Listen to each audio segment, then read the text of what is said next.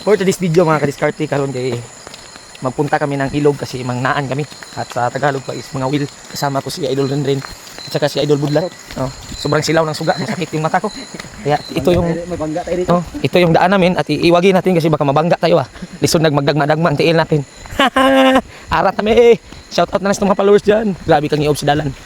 Karon mga kadiskarte, nandito na tayo sa sapa ng ilog. Diyan tayo maglagay ng ng kawil natin ang kain. Ito yung kain natin, no? Lago lang ang kain natin, waki.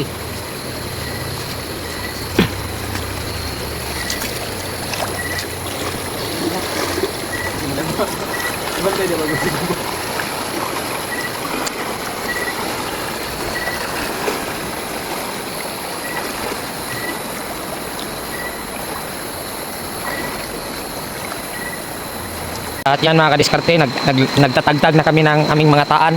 Kasama si Boss Renren. Saka yun si Bulalat. Si Bulalat, kasama din namin si Bulalat. Nagtaon nagmabaw kasi kinukuha niya dyan is mga tiyo. Saka ngayon mga kadiskarte is umuulan ha. At kailangan namin matapos maglagay ito, baka magbaha. Hindi naman sana kasi maanod yung mataga namin. Kadiskarte, may nadaanan kaming isang malaking dami ng paan ito mga kadiskarte. Tiyo yan tawag sa amin mga kadiskarte. Malaki niyan.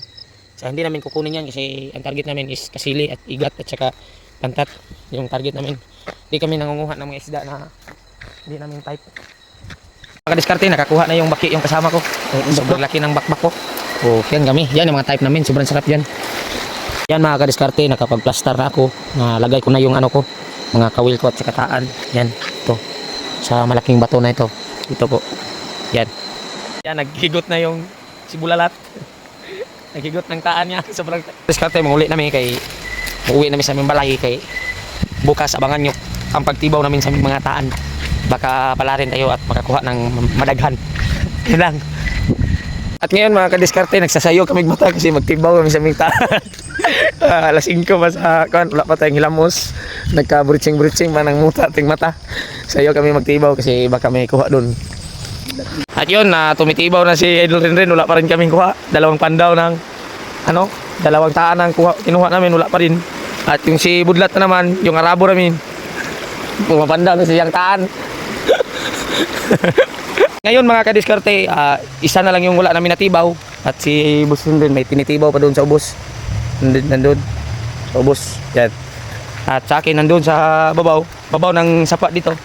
At saka kailangan nating tibawin baka may kuha kasi wala pa tayong kuha kasi minus yung kulang sulod kasi marami mang kuryente dito kasi kuha tayo sana ng isa kaso lang nakabuhi at saka